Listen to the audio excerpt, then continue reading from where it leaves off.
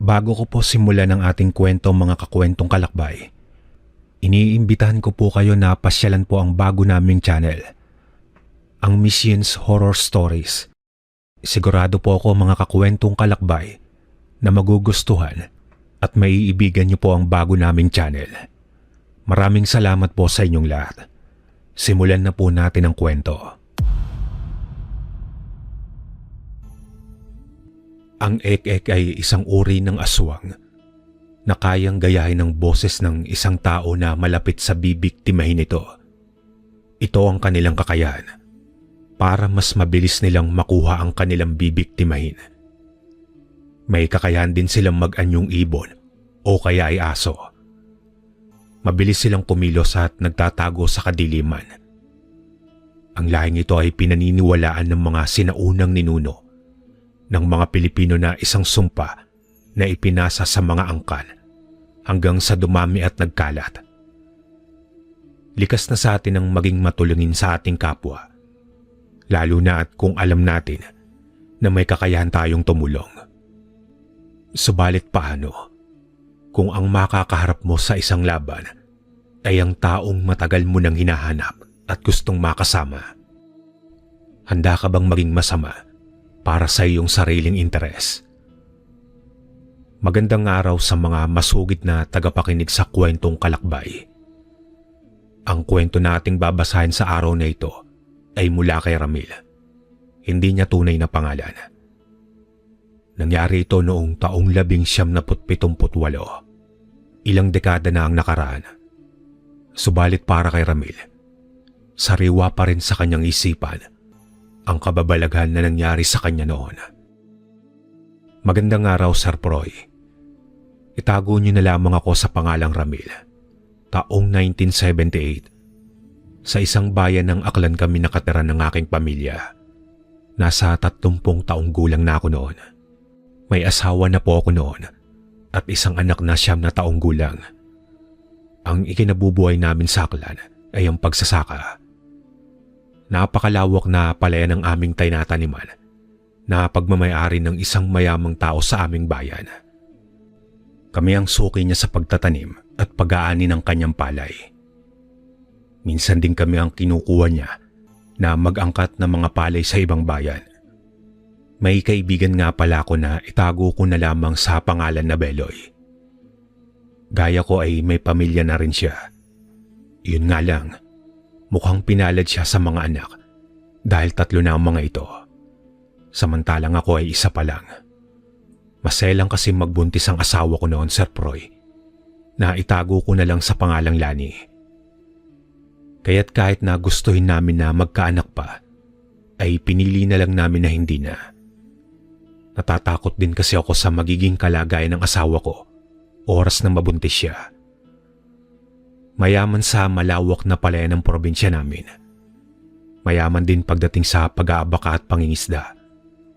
Pero ang pinaka-ikinabubuhay ng mga tao sa aming probinsya ay ang pagsasaka. Maswerte na rin ako sa trabaho ko bilang magsasaka. Dahil kahit papano ay naibibigay ko ang pangangailangan ng asawa at ng anak ko na si Ninyo. Masayahin ang pamilya ko at kontento na sa kung ano ang meron kami sa buhay.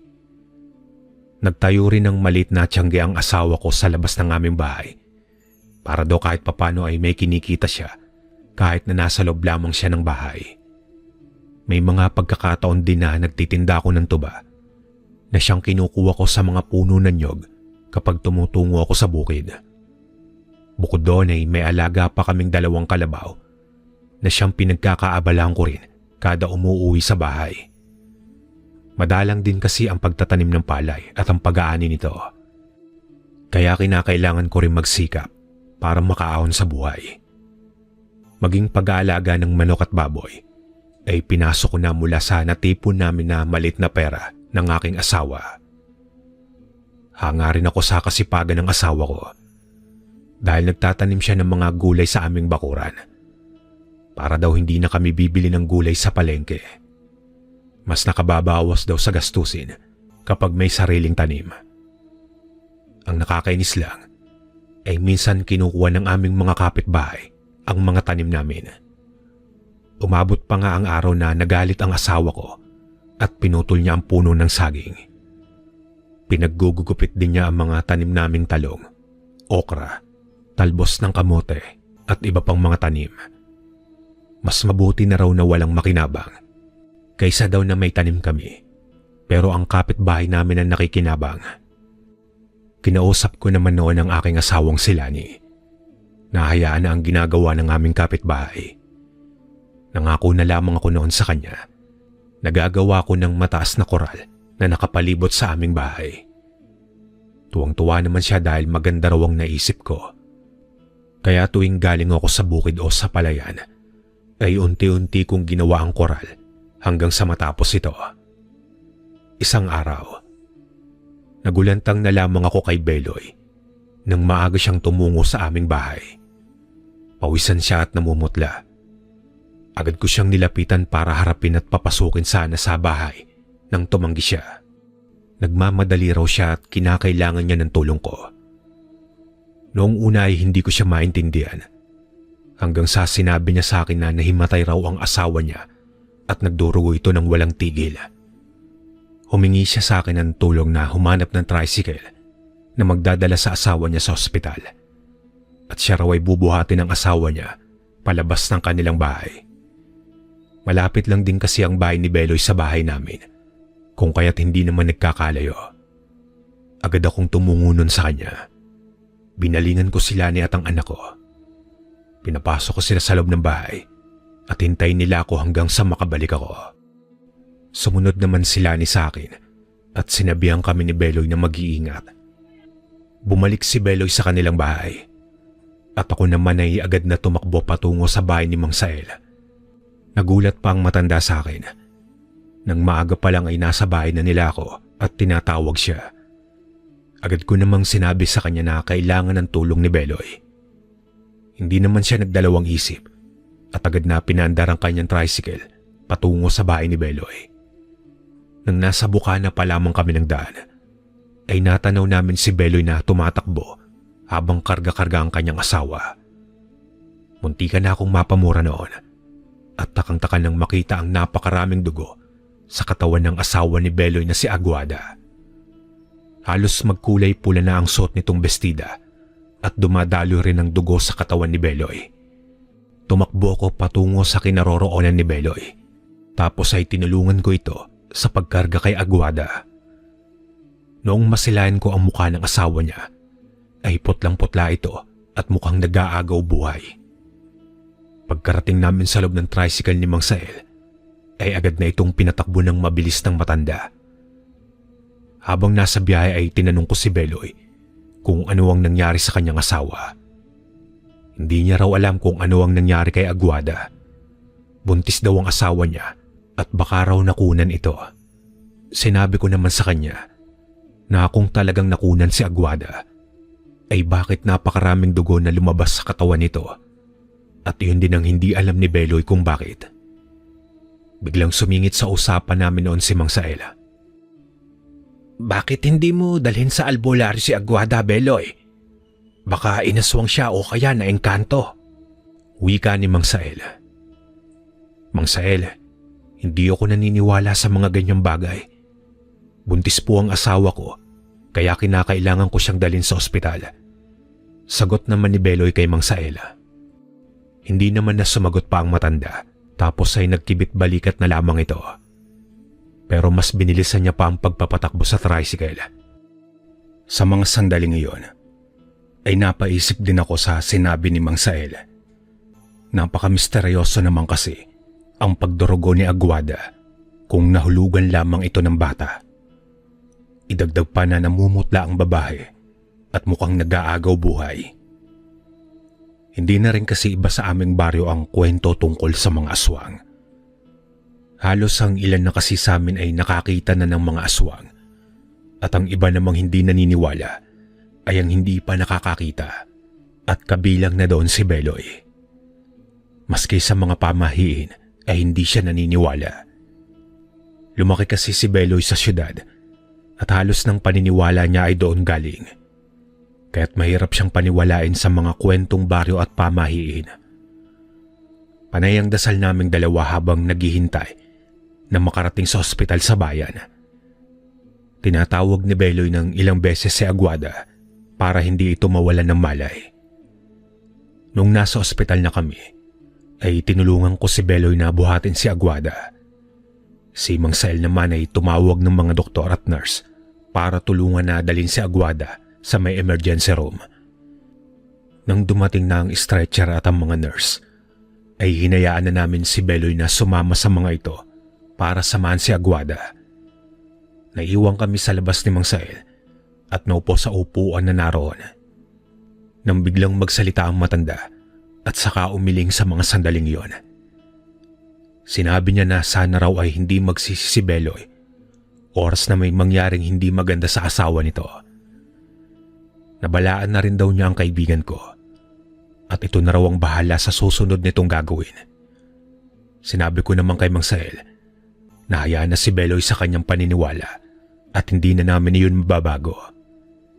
Niyaya ko na lamang si Mang Sael na tumungo sa munting simbahan sa likuran ng ospital. Sinabi ko sa kanya na kinakailangan naming ipagdasal ang kaligtasan ng asawa ni Beloy.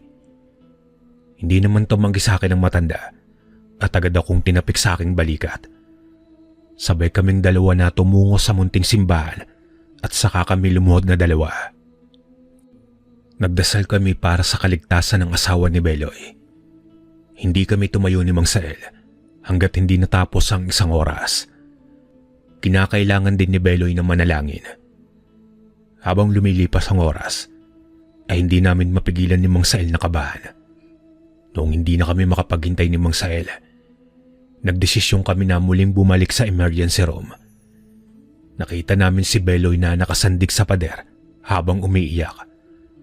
Agad kaming lumapit sa kanya. Tinanong siya ni Mang Sael kung ano ang nangyari at bakit ganun na lamang ang iyak niya. Nagimbal kaming dalawa ni Mang Sael sa narinig naming sagot ni Beloy. Patay na raw ang asawa niya at kahit ilang beses daw na iniligtas ito ng doktor ay wala na raw. Tinapik ko si Beloy sa kanyang balikat at ganoon din si Mang Sael. Hindi kami nagsalitang dalawa at hinayaan namin na ilabas lahat ng lungkot at sakit na nararamdaman ni Beloy ng mga sandaling iyon. Noong pauwi na kaming dalawa ni Mang Sael, ay sinabi niya sa akin na baka raw nailigtas pa ang asawa ni Beloy kung dinala ito sa albularyo. Sigurado daw si Mang Sael na aswang ang may gawa nun sa asawa ng aking kaibigan. Ang problema nga lang daw ay si Beloy at hindi ito nakinig. Maski ako sa mga sandaling iyon, ganun din ang aking iniisip. Na baka kung sakaling nakinig si Beloy kay Mang Sael, baka nailigtas pa ang kanyang asawa at anak. Paghatid sa akin ni Mang Sael sa bahay, ay nagpasalamat ako sa kanya at nagpaalam. Sinalubong naman ako ng asawa kong si Lani at ng anak kong si Nino noong papasok na ako ng bahay. Binalita ko sa aking asawa ang nangyari at maski siya ay nagulat din. Hindi siya makapaniwala na nangyari iyon sa asawa ni Beloy na kumari niya rin. Sinabi ko naman sa aking asawang si Lani na kailangan namin mag-ingat dahil mukhang may mga aswang na naman na umaaligid sa aming baryo. Tinulungan namin si Beloy sa paghahanda ng lamay para sa kanyang asawa.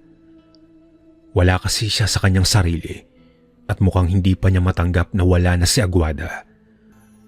Kaya naman kaming dalawa ng asawa ko ang halos nagtulungan para lamang matuloy ang lamay at libing ni Aguada. Ang ilan din naming kapitbahay ay nag-abot ng kanilang tulong at pakikiramay para kay Beloy. Hanggang sa pagdating ng araw ng libing, ay labis ang lungkot at bigati ng aking kaibigan.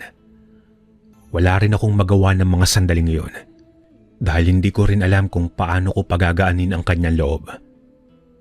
1 linggo, matapos ang libing ni Aguada, ay unti-unti na ring nabuhayan ng pag-asa si Beloy. Marahil ay dahil sa mga anak nilang dalawa ni Aguada na naroon pa sa kanyang tabi. Bumalik na rin siya sa pagtatanim ng palay sa bukid. Sabay na rin kaming dalawa na tumungo sa tindahan para magbenta ng mga palay. Minsan ay nabanggit niya sa akin ang kanyang pagsisisi. Kung naniwala lang daw siya kay Mang Sael, ay baka raw nailigtas pa niya ang kanyang asawa at ang anak sa sinapupunan nito. Ramdam ko ang labis na pagsisisi ni Beloy noon at sinisisi niya ang kanyang sarili sa nangyari. Isang tapit lamang sa kanyang balikat ang aking naibigay noon dahil hindi ko alam kung ano ang sasabihin ko. Hindi mo naman alam na aswang talaga ang may gawa noon sa asawa mo, pare. Kaya huwag mong sisihin ang sarili mo. Hindi mo kasalanan na nawala sila. Iyon na lang ang nasabi ko kay Beloy ng araw na iyon na sinuklian naman ito ng isang tango at ngiti. Lumipas pa ang mga araw at halos sunod-sunod ang patay sa aming baryo. May nabalitaan din ako noon sa aming kapitbahay na bigla na lamang daw inatake sa puso ang ilan at ang ilan naman ay natatagpuan na lamang na walang buhay. Nagsimula nang kumalat ang balita sa aming nayon at lahat ng tao ay natatakot ng lumabas tuwing gabi. Naglalagay na ang lahat ng bawang, asin at buntot ng pagi sa kanilang mga bahay. Kabilang na rin ako roon at ang aking asawa sa takot na baka kami naman ang isunod ng aswang. Isang gabi ay napag-usapan namin ang asawa ko ang tungkol sa albularyo na siyang kilalang magaling sa aming buong bayan. Nabanggit ng asawa ko na kinakailangan naming makausap si Perez Asuncion, isang binatilyong albularyo. Magaling siya pagdating sa larangan ng panggagamot at pakikipaglaban sa mga aswang. Pero hindi siya ganung madaling kausap dahil bukod sa mailap siya sa ilang tao, ay nakatira pa siya sa kabilang bundok. Napakataas ng bundok na iyon at bali-balita sa aming buong nayon na napakahirap daw akyatin iyon bago makarating sa tuktok kung saan si Perez Asuncion nakatira kasama ang lolo nito. Sa tanang buhay ko ay hindi ko pa nakikita si Perez Asuncion.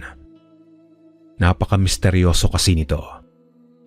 Pero marami na siyang nagawa sa aming nayon dahil ilan sa mga aswang ay pinatay niya at nagbigay iyon ng kapayapaan sa amin.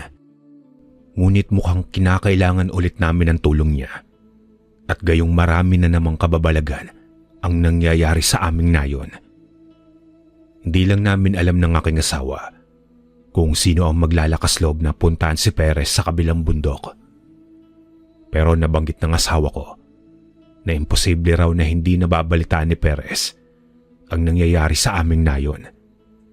Gayong tungkol nito ang manggamot at patayin ng mga aswang.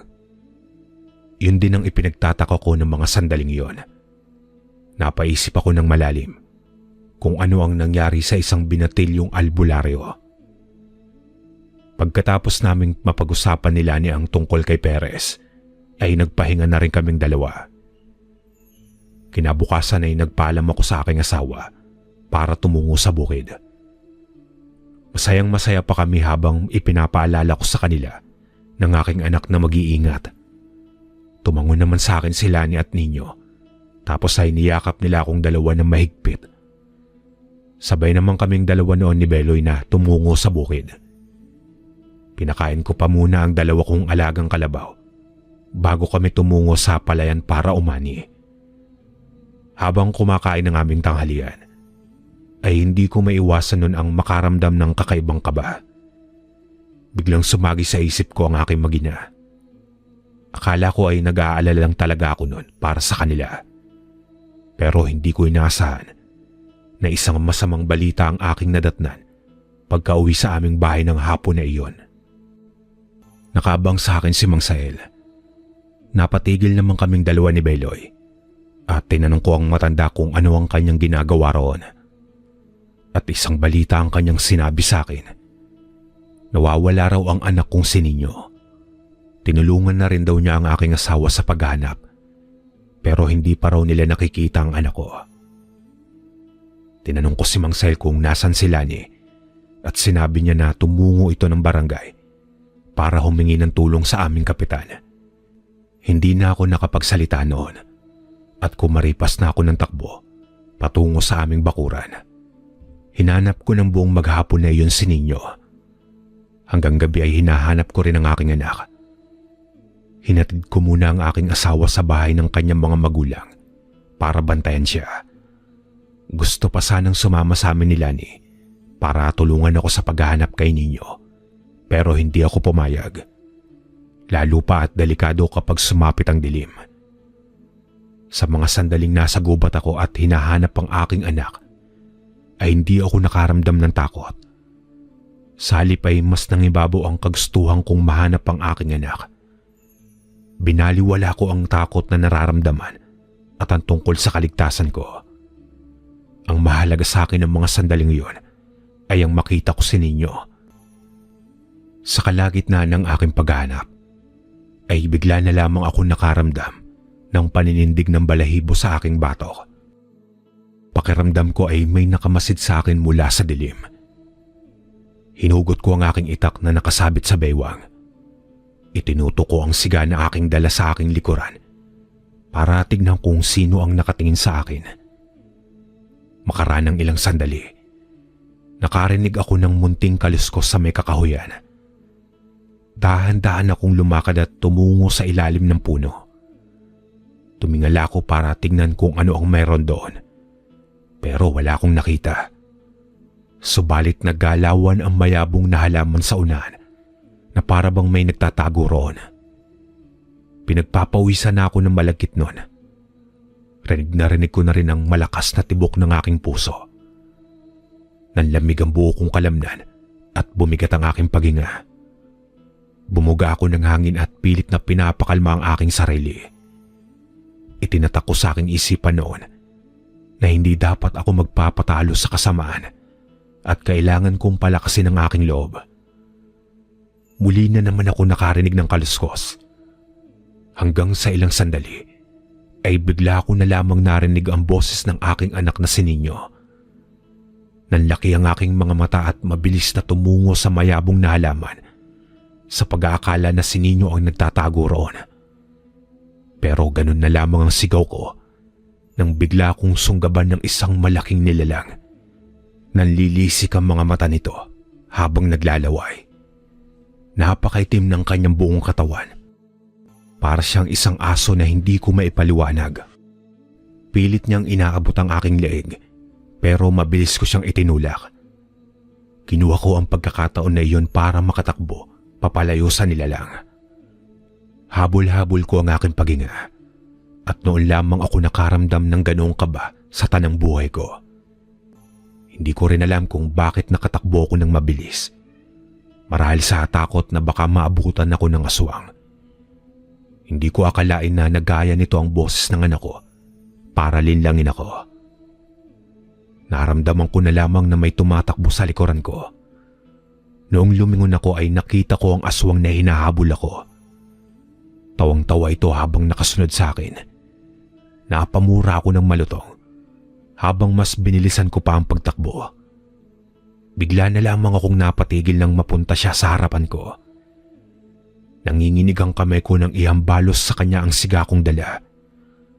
Mukhang napuntahan ng apoy ang mukha niya dahil nagsisisigaw ito.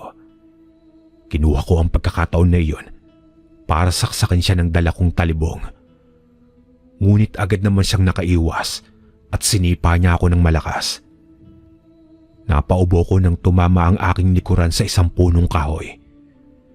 Mabilis na lumapit sa akin ang aswang. Hinawakan niya ako sa aking balikat at ibinaon niya roon ang mahahaba niyang mga kuko. Napasigaw ako sa sobrang sakit. Nagpumiglas na makawala mula sa kanya pero hindi niya ako binibitawan. Ibinuka niya ang kanyang bunganga at kitang-kita ko ang matutulis niyang mga ngipin. Akma niya na sana akong kakagatin sa leeg nang bigla na lamang siyang natigilan nang may tumamang pana sa kanyang noo. Nabitiwan niya ako at unti-unti siyang umatras palayo sa akin. Pilit namang binunot ng aswang ang bala ng pana sa kanyang noo pero hindi niya iyon mabunot-bunot. Isang malakas na hangin ang dumaan sa aking harapan na gawa ng isang tao. Sa isang kisap mata ko lang ay nakahandusay na ang aswang sa damuhan. Wala na itong buhay at nakatayo ang isang binatilyo sa paanan ng aswang habang may hawak-hawak na pana. Nakatalikod sa akin ang binata. Hindi siya lumingon sa akin habang sinasabi niya na umalis na ako at umuwi. kung ayaw ko raw maging hapunan ng mga aswang ng gabing iyon. Akma na sana siyang aalis pero pinigilan ko siya. Sinubukan kong tanungin kung ano ang pangalan niya pero hindi niya ako sinagot. Tumungo naman ako sa kanyang kinatatayuan. Subalit hindi ko na siya naabutan nang mabilis siyang tumakbong papalayo. Susundan ko pa sana ang binatilyo nang maramdaman ko ang pagkirot ng aking sugat. Wala na akong nagawa kundi ang umuwi ng bahay. Habang ginagamot ko ang sugat na natamo ko mula sa aswang, ay hindi ko maiwasan ang alalahanin muli ang binata. Malakas ang kutob ko ng mga sandaling yon, na ang binatilyong nagligtas sa akin ay walang iba kundi ang albularyo na si Perez. Naisip ko na kinakailangan ko ng tulong niya para hanapin ang anak ko na si Nino. Kaya bago ako natulog, nagdesisyon ako na tutungo sa kabilang bundok para kausapin siya. Kinabukasan ay pumunta ako sa bahay ng mga magulang ni Lani para kamustahin siya. Nag-alala sa akin ang aking asawa nang makita niya ang aking sugat. Wala sana akong balak na sabihin sa kanya ang totoo para hindi na siya mag-alala sa akin. Pero pinilit ako ni Lani. Hindi siya makapaniwala nang sabihin kong may nakalaban akong aswang at muntik na sana akong makain kung hindi dumating ang isang binatilyo na tumulong sa akin. Labis naman ang kanyang pasasalamat at wala raw nangyari sa aking masama at ligtas akong nakauwi. Noon ay sinabi ko sa kanya na tutungo ko sa kabilang bundok para puntahan si Perez sa Asuncion. Noong una ay hindi pumayag si Lani dahil baka may kung anong nilalang ang naroroon sa bundok at ikapahamak ko pa. Pero hindi ako pumayag at pinilit ko ang aking asawa para makita at mabawi namin si Nino kung nasa kamay man ito ng mga aswang. Wala nang nagawa si Lani kundi ang pumayag. Pinag-iingat niya ako noong nagpaalam na ako sa kanya. Pinabaunan niya pa ako ng bawang at asin kung sakali raw na may makaharap akong aswang. Noong dumaan ako sa harap ng bahay ng aking kaibigan na si Beloy, ay tinawag niya ako. Tinanong niya ako kung saan ako pupunta. Sinabi ko naman sa kanya ang lahat. Gusto niya sana akong samahan para daw makatulong siya pero agad akong umiling. Huwag na pare, kaya ko na ito. Dito ka lang at bantayan mo ang mga anak mo. Ikaw na lang ang meron sila, kaya pahalagahan mo yon. Pagkatapos kong sabihin iyong kay Beloy, ay tinapik ko siya sa kanyang balikat. Tumango naman siya sa akin at pinipigilan ng sariling maiyak. Nang magpaalam na ako sa kanya, ay sinabihan niya ako mag-iingat. Ipagdarasal daw niya na mahanap ko na si Nino. Dumaan na muna ako nun sa bahay para kunin ang buntot ng pagi at ang aking tabak. Noong handa na ako, ay nagsimula na ako sa paglalakad patungo sa kabilang bundok.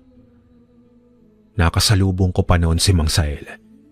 Pinag-iingat niya ako at may ilan siyang mga habilin kapag tutungo ko sa kabilang bundok.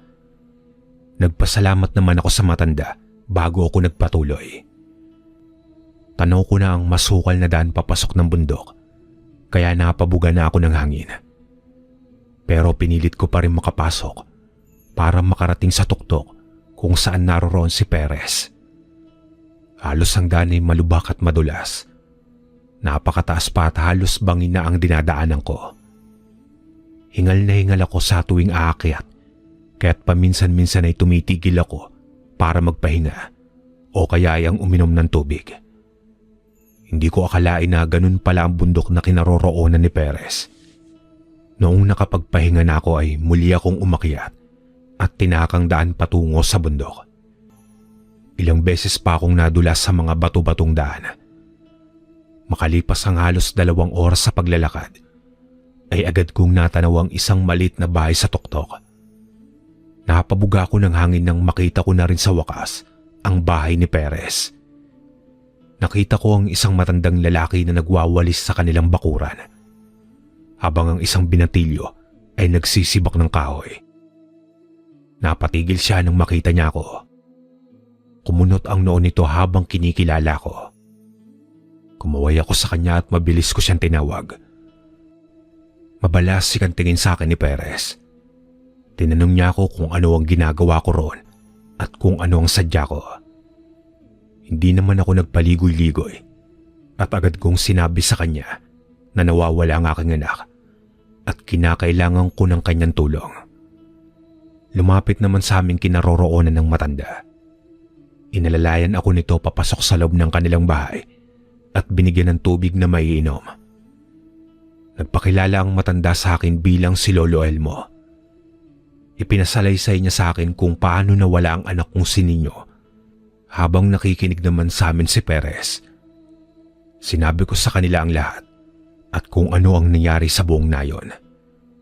Doon ay napabuntong hininga si Perez at sinabi niya sa akin na ginawa niya na ang lahat ng kanyang makakaya para pigilan ng mga aswang na magasik ng lagim.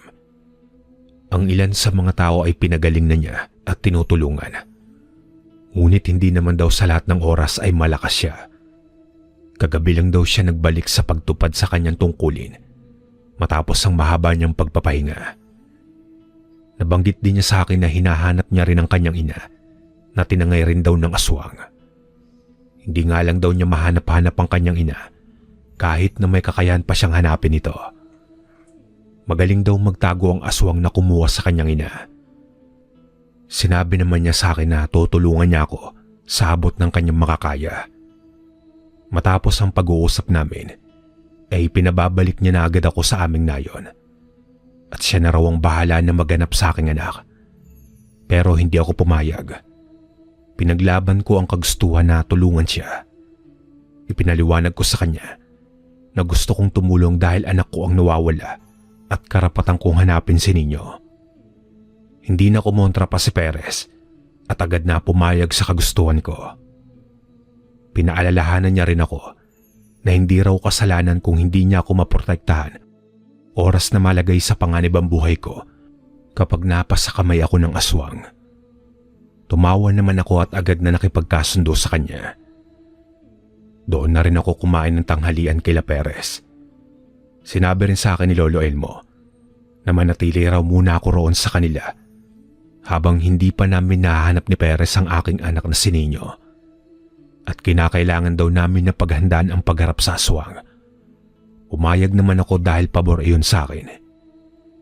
Pagsapit ng hapon ay tinawag ako ni Perez para tulungan siya sa paggawa ng pana at palaso. Inilublob niya ang dulo ng mga palaso sa isang tubig na binabara ng asin sa kabawang. Mas mabisa raw iyong pangontra sa aswang. Tinanong ko naman siya kung paano siya naging isang albularyo at hindi naman nagdalawang isip si Perez na ibahagi sa akin ang kwento ng kanyang buhay. Bata pa lamang daw siya ay lumaki na siya sa pangangalaga ng kanyang Lolo Elmo at ng kanyang ina na si Clara. Kilala raw ng mga magagaling na albularyo ang kanyang lolo maging ang kanyang ina. Agad naman akong sumang-ayon sa kanya dahil kilalang kilala ang mga magulang niya sa buong nayo namin. Pero hindi na sila madalas pinag-uusapan noong naglaho na ang mga aswang. Kaya matagal na rin silang namahinga. Isa pa ay madalang na lang din ang naniniwala sa kanilang mga albularyo. Dahil naman sa paghanga sa kanyang ina at lolo, ay pinangarap din ni Perez na maging isang magaling na albularyo. Sinabi pa niya sa akin na gusto niyang maging isa sa tulad ng mga ito balang araw. Natupad naman daw iyon hanggang sa nagbinata siya. Hindi raw niya akalain na darating ang araw na magiging isa siyang albularyo. At sa pagtanggap daw niya ng tungkulin na iyon, ay siya naman pagkawala ng kanyang ina. Halos 3 taon na rin daw niyang hinahanap ang kanyang ina, pero hindi pa rin siya sumusuko. Malakas daw ang kutob niya na buhay pa ito. Ayon sa sinasabi ng kanyang mga dasal at ritual, nasa kamay raw ng aswang ang kanyang ina. Sinubukan niyang hanapin ito pero hindi niya mahanap-hanap. Para daw siyang nililimot ng mga aswang. Pero hindi niya raw hahayaan na magtagumpay ang mga ito. Huwag din daw akong mag-alala at mahanap din namin ang anak kong si Nino. Gagawin daw ni Perez ang lahat ng makakaya niya. Labis naman ang aking pasasalamat sa kanya ng mga sandaling iyon. Dahil kahit papano ay nabuhayan ako ng pag-asa. Noong maayos na namin ang ginawang pana ay binigay sa akin ni Perez ang isa. Binigyan niya rin ako ng halos 15 palaso na may bisa raw ng kanyang panalangin iyon at ritual. Tinanong pa niya ako kung marunong daw akong gumamit noon. Sinabi ko naman kay Perez na hindi ako ganun kagaling. Hindi naman daw iyong problema. Ang mahalaga raw makapatay iyon ng aswang para bawiin ang kanyang ina at ang aking anak. Niyaya naman ako ni Perez na manalangin sa harap ng isang altar kasama ang kanyang lolo Elmo. Hindi naman ako tumanggi at sinamahan silang maglolo. Isang Latin na panalangin ang kanilang dinasal at nanatili lamang akong tahimik dahil hindi ako makasabay sa kanilang dalawa. Nanalangin na lamang ako sa aking isipan ng panalangin na gusto ko sa mga sandaling iyon. Halos nagtagal ng ilang minuto ang pagdarasal namin hanggang sa matapos. Naganda na kaming dalawa ni Perez pagkatapos namin magdasal. Pana lang ang kanyang dala at isang balisong. Samantalang ako ay pana sa kabuntot ng pagi. Dinala ko rin ang asin at bawang para kung sakali na maipit ako sa isang sitwasyon ay may panlaban ako sa mga aswang. Nang palabas na kami ng kanilang bahay, ay dinasalan muna kami ni Lolo Elmo. Pagkatapos noon ay nagpaalam na rin kami sa matanda. Tinahak naming dalawa ni Perez ang daan pababa ng bundok. Noon ko lang din nalaman na may maayos pala na daan kaysa sa dinaanan ko kaninang umaga. Habang naglalakad kaming dalawa, ay panayambilin sa akin ni Perez sa kung ano ang dapat naming gawin. Oras na mahanap na namin kung saan nagtatago ang mga aswang. Sumang-ayon naman ako sa kanya. Pagkarating namin sa patag ay nilakasan ko na ang aking pakiramdam. Gaya ng napag-usapan namin ni Perez, hindi namin papatay ng aswang na makikita namin, kundi tatakutin lamang namin ito para sundan daw namin ito kung saan tutungo. Panigurado raw na may pinagtataguan ng mga ito kung kaya't hindi niya mahanap-hanap. Sa kalagitnaan ng aming paglalakad, bigla kaming nakarinig ng isang munting boses na nagmula sa hindi kalayuan. Tinignan ako ni Perez at lumapit ito sa akin. Sinabi niya rin sa akin na hindi isang tao ang nagmamay-ari ng boses, kundi isang uri ng aswang na tinatawag na ek-ek. Narinig ko na rin ang kwento sa ganong klase ng aswang na kayang gayahin ng boses ng isang tao para mambiktima. Inihanda ni Perez ang kanyang pana at palaso. Inunat niya iyon at saka pinakawalan sa pinagmulan ng munting boses. Noong bumagsak ang palaso, ay narinig ko ang pagsigaw ng isang boses ng aso. Lumundag ang aswang at gulat na gulat ito nang makita si Perez. Nakabaon ang palaso sa balikat nito at nanghihina. Inunat muli ni Perez ang kanyang pana para tirahin ang aswang nang mabilis itong tumakbo palapit kay Perez para sugurin. Pero agad na nakaiwas si Perez. Sa bilis ng kilos niya hindi ko siya masundan. Hindi ako makapaniwala sa nakikita ko ng mga sandaling iyon. Hindi ko rin maiwasan ang humanga sa kanya, sa galing niya sa pakikipaglaban at pagiging isang albularyo. Nanlaki naman ng mga mata ko nang tumungo sa akin ang aswang para sugurin ako. Mabuti na lamang at agad akong nakaiwas. Tumungo ako sa pwesto ni Perez. Tinignan kami ng aswang bago siya galit na umalis. Hinintay namin ni Perez na makalayo ito bago kami sumunod sa likuran nito. Malayo ang tinakbo ng aswang hanggang sa tumungo ito sa isang gubat na hindi malayo sa aming baryo. Pumasok ito sa isang madilim na parte ng gubat. Hinila ko ni Perez patungo sa kanyang tabi at nagkubli kami sa isang malaking puno. Pinatahimik niya ako habang sumisilip kami sa pinasukan na masukal na gubat ng aswang. Ilang sandali pa ay nag-usad siya ng panalangin at may ibinigay sa akin na isang uri ng metal. Napakunot ang aking noo at takang-taka na tinitignan siya. Huwag kang mag-alala. Isang uri iyan ng medalyon na dinasalan ko. Ilagay mo sa bulsa mo para may proteksyon ka laban sa mga aswang. Nang hindi ka nila maunahan ng dungan, poprotektahan ka niyan laban sa kanilang lahat. Wika sa akin ni Perez.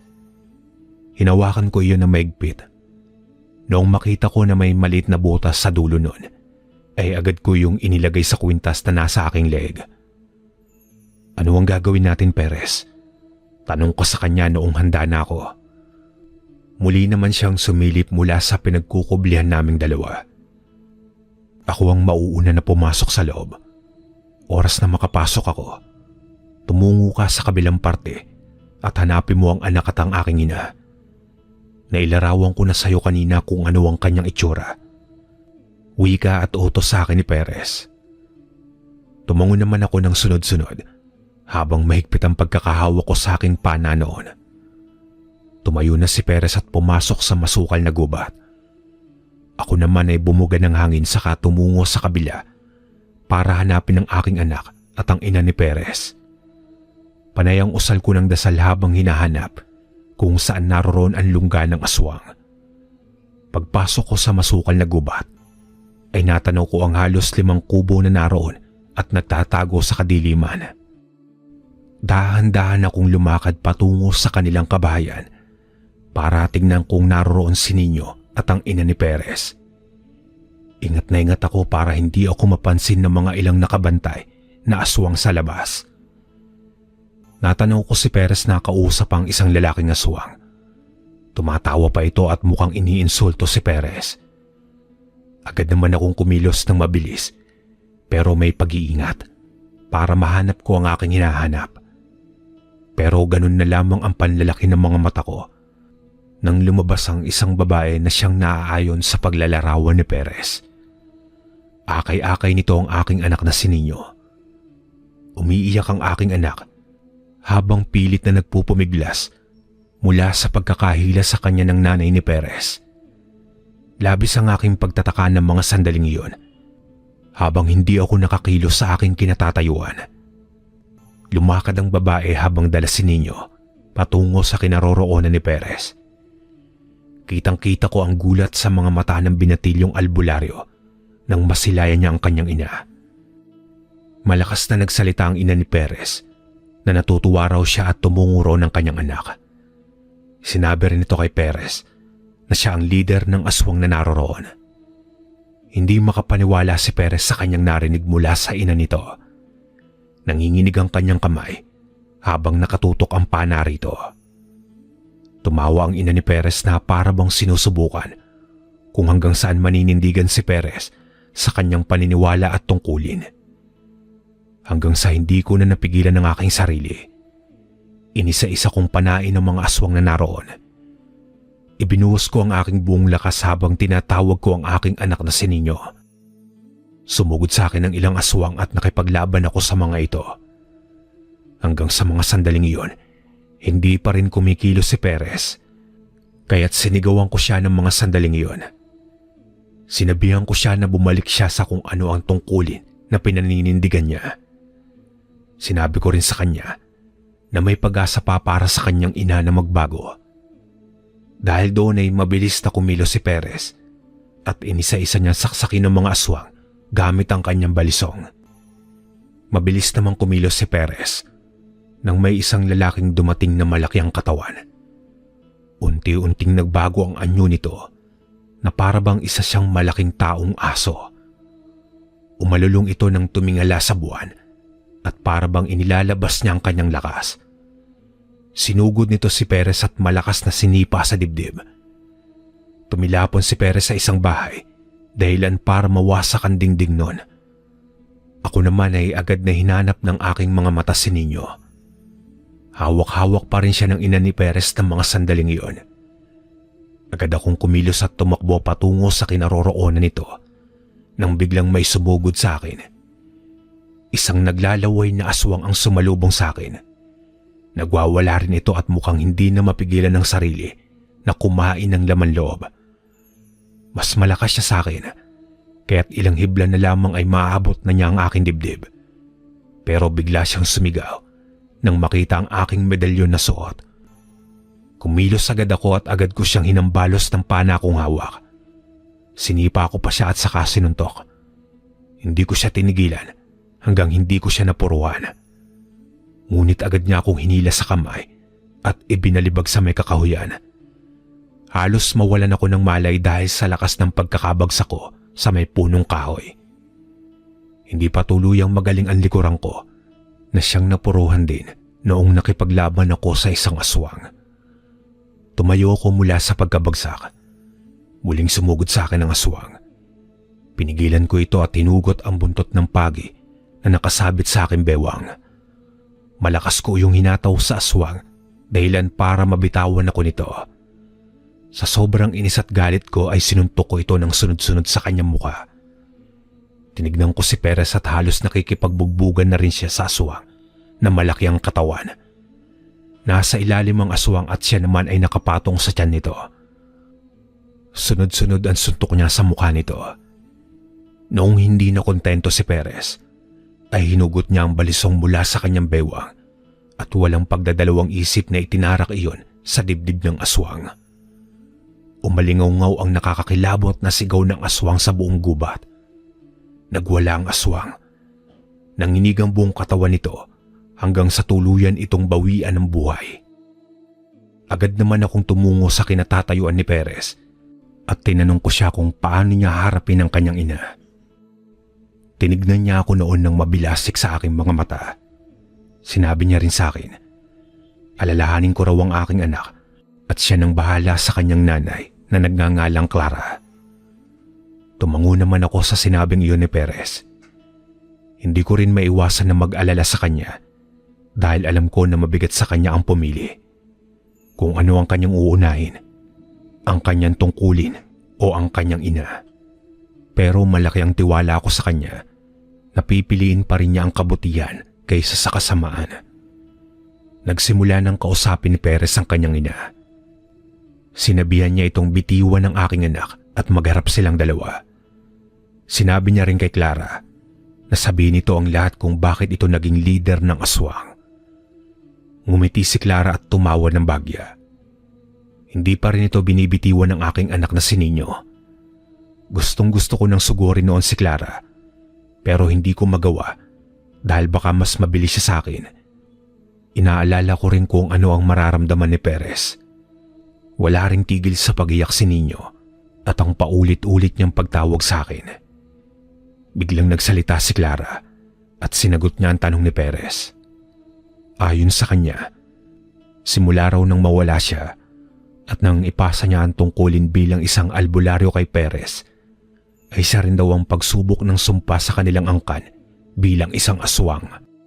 Sinadya raw niyang lumayo para protektahan si Perez at si Lolo Elmo. Ayaw niya raw na madamay ang mga ito sa pagkaaswang niya. Matagal na raw iyong inilihim ni Clara sa kanilang lahat. Dagdag pa ni Clara, ginawa niya raw ang sarili na maging leader ng mga aswang para siguraduhin na hindi na ang mga ito magasik ng lagim. Sinabihan niya raw ang ilan sa mga ito na ang kainin na lamang ay ang mga hayop kaysa sa tao. Pero may iilan pa din daw talagang sinusuway siya at hindi sumusunod.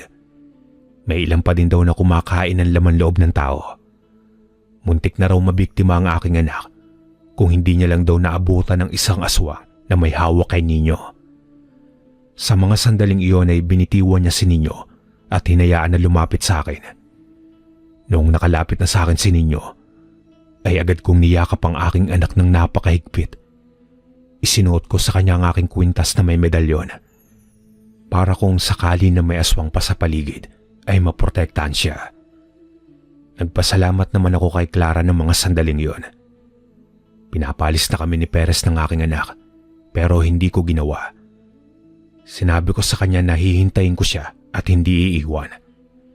Sabay kaming tumungo roon, kaya dapat sabay rin kaming uuwi. Natuod ako sa aking kinatatayuan nang biglang magpalit ng kanyang anyo si Clara. Mabilis naman agad na kumilos si Perez at pinasunod niya kaming dalawa ng aking anak sa kanya. Umukit siya ng bilog sa lupa at sinabuyan ang buong paligid ng asin. Pinalood niya kaming dalawa ni Nino at pinasunod sa kanyang pagdarasal. Takang-taka ako noong una kung ano ang ginagawa namin. Pero napahinga ako ng maluwag nang sabihin niya sa akin na mapapakalma nun ang kanyang ina.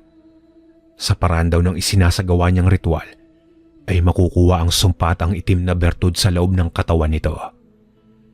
Pinagpatuloy namin ang pagdarasal.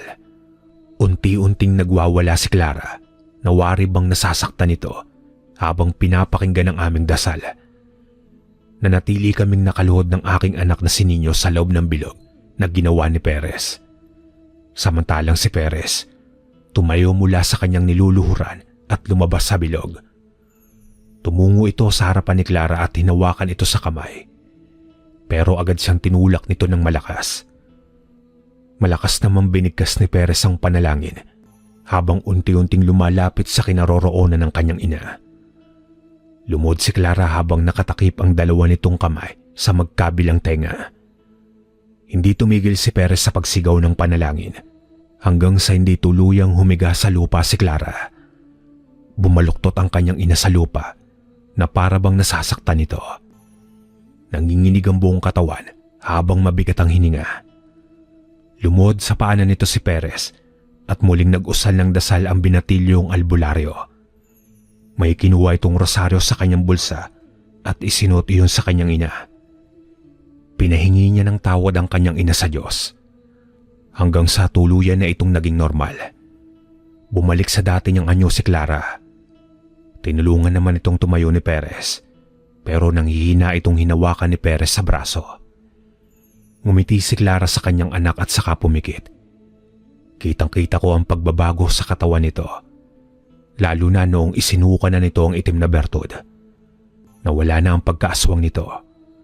Sumuka ito ng sumuka hanggang sa manghina. Agad naman siyang sinalon ni Perez, pero laking gulat ni Perez nang hugutin ni Clara ang kanyang balisong at itinarak ng babae iyon sa sariling dibdib. Gulat na gulat si Perez habang pinipigilan ng kanyang ina.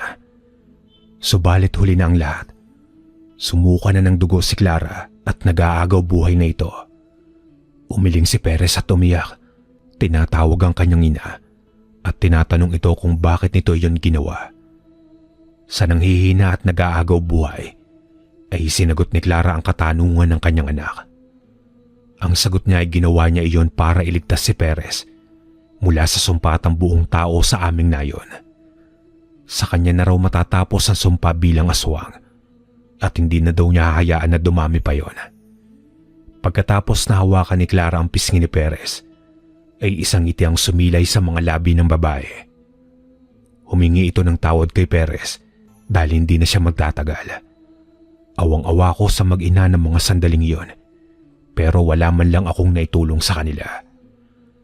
Simula ng gabing iyon ay inilibing ni Perez ang kanyang ina. Hinatid niya rin kami ni Nino sa bahay. Labis ang pasasalamat ko sa kanya noon dahil sa kanyang tulong. Ngumiti naman siya sa akin kahit hindi iyon umabot sa kanyang mga mata. Humingi rin siya sa akin ng tawad dahil sa nangyari. Tanaw ko na lamang si Perez nang umalis na siya para bumalik sa bundok. Pero hindi ko inaasahan na iyon na rin pala ang una at huling pagkikita naming dalawa. Pagkatapos kasi ng nangyari ay wala na akong nabalitaan sa kanila ng kanyang lolo Elmo. Sinubukan ko rin silang puntahan sa tuktok ng bundok, pero pagdating ko roon ay wala na silang maglolo. Nanatiling tahimik ang aming baryo simula noon. Wala nang aswang na gumagala sa tuwing sasapit ang kadiliman. Pero minsan, may naririnig kaming huni ng mga ito, pero hindi na namin pinapansin. Kung saan man naroon si Perez Asuncion ang binatilyong albularyo, malaki ang pasasalamat at respeto ko sa kanya. Dahil kung wala ang kanyang tulong, siguro ay hindi ko na nabawi ang aking anak. Hanggang dito na lang po ang aking kwento, mga kakwentong kalakbay. Maraming salamat.